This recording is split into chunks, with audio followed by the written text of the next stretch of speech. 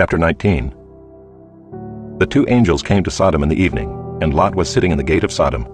When Lot saw them, he rose to meet them and bowed himself with his face to the earth and said, "My lords, please turn aside to your servant's house and spend the night and wash your feet. Then you may rise up early and go on your way." They said, "No, we will spend the night in the town square." But he pressed them strongly, so they turned aside to him and entered his house. And he made them a feast and baked unleavened bread, and they ate. But before they lay down, the men of the city, the men of Sodom, both young and old, all the people to the last man, surrounded the house. And they called to Lot, "Where are the men who came to you tonight? Bring them out to us, that we may know them." Lot went out to the men at the entrance, shut the door after him, and said, "I beg you, my brothers, do not act so wickedly. Behold, I have 2 daughters who have not known any man. Let me bring them out to you, and do to them as you please. Only do nothing to these men, for they have come under the shelter of my roof." But they said, "Stand back." And they said, "This fellow came to sojourn, and he has become the judge. Now we will deal worse with you than with them." Then they pressed hard against the man Lot and drew near to break the door down. But the men reached out their hands and brought Lot into the house with them and shut the door. And they struck with blindness the men who were at the entrance of the house, both small and great, so that they wore themselves out groping for the door. Then the men said to Lot, "Have you anyone else here?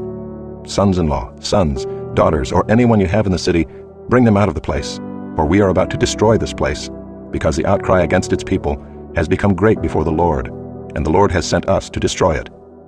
So Lot went out and said to his sons-in-law who were to marry his daughters, "Up, get out of this place, for the Lord is about to destroy the city." But he seemed to his sons-in-law to be jesting. As morning dawned, the angels urged Lot, saying, "Up, take your wife and your 2 daughters who are here, lest you be swept away in the punishment of the city." But he lingered. So the men seized him and his wife and his 2 daughters by the hand, the Lord being merciful to him, and they brought him out and set him outside the city. And as they brought them out, one said, "Escape for your life. Do not look back or stop anywhere in the valley. Escape to the hills, lest you be swept away." And Lot said to them, "Oh no, my lords. Behold, your servant has found favor in your sight, and you have shown me great kindness in saving my life. But I cannot escape to the hills, lest the disaster overtake me and I die.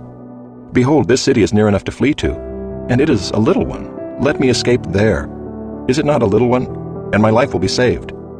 He said to him, "Behold, I grant you this favor also, that I will not overthrow the city of which you have spoken. Escape there quickly, for I can do nothing till you arrive there." Therefore the name of the city was called Zoar. The sun had risen on the earth when Lot came to Zoar. Then the Lord rained on Sodom and Gomorrah sulfur and fire from the Lord out of heaven. And he overthrew those cities and all the valley and all the inhabitants of the cities and what grew on the ground. But Lot's wife behind him looked back, and she became a pillar